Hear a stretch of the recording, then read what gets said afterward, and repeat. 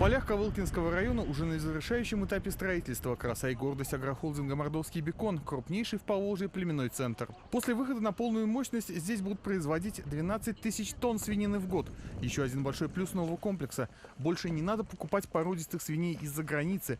Племенная работа будет вестись прямо здесь и начнется уже 10 мая. Здесь будет также производиться скрещивание свиней двух- и трехпородных гибридов для того, чтобы обеспечивать наши собственные свинокомплексы, нашего холдинга и Республики Мордовия, конечно, собственным генетическим материалом. Владимир Волков подробно интересуется деталями проекта. Общий объем инвестиций составил почти 2 миллиарда рублей. Племенной центр состоит из 3 площадок. Это, соответственно, репродуктивное, затем доращивание и в конце откорм. Такова европейская система свиноводства. На производстве заняты 96 человек. Как раз столько новых рабочих мест получает Ковылкинский район. Средняя зарплата составит 25 тысяч рублей.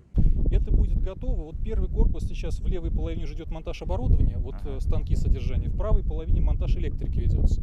Соответственно, к моменту заселения сюда свиноматок, это к началу июля, 5 июля мы сдаем, и сюда где-то 10-12 июля завозятся свиноматки. То есть, все у нас идет по графику. Первый корпус идет по графику. Второй корпус нужен спустя месяц, и последний корпус нужен уже к октябрю. Но все это будет готово, я думаю, где-то уже к началу августа. Благоустройство все сделаете. Все полностью к началу августа будет готово. Этот масштабный инвестиционный проект мордовского бекона буквально дал вторую жизнь селу Кочелаеву. Владимир Волков предложил включить в населенный пункт в федеральную программу развития, с чем сразу согласился директор департамента сельского развития Минсельхоза России Дмитрий Торопов. Глава Мордовии чуть позже пояснит, чего ждать кочелаевцам. По программе правительства Российской Федерации, Минсельхоза России о комплексной застройке, это жилье, это инфраструктура по жилью, а значит соцкультбыт, конкретно объекты, которые необходимы будут, значит, там реконструкция больницы, реконструкция дома культуры, реконструкция других объектов соцкультбыта. Это уже будет за счет тех средств, которые мы получим из федерального бюджета, и наше софинансирование. Там есть, по-моему, в пределах 15%, если я не ошибаюсь. В это время коренные кочелаевцы и жители других окрестных сел заканчивают сев. В этом году свои поля мордовский бекон засеивает по новой технологии, когда землю не надо пахать. Семена сразу попадают в почву. Возле современной сеялки диалог с властью. Зарплата какая? Нормально. Нормально какая? Говори так, как. Говори, как есть. 20. 20. Больше. У них Сколько больше заработаем? Сколько заработает? У нас на зарплате. 20 Нет, ты говори, больше, говори, нет, 30. Коль, как 20 есть. больше. Сколько заработаем? Не все говорят, Владимир Ильич. Все равно. Не, ладно, если бы главное дело, значит, настроение хорошее. Да.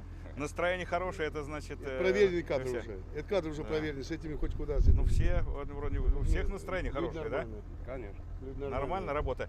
Развитие района в целом обсуждали на совещании в администрации. Владимир Волков отметил, что за последние годы и город, и села преобразились. Сейчас в Ковылкине реализуется несколько больших проектов. Так, новый промышленный объект потребует еще строительства жилья для сотрудников. Как и племенной центр мордовского бекона, он станет драйвером развития и социальной сферы.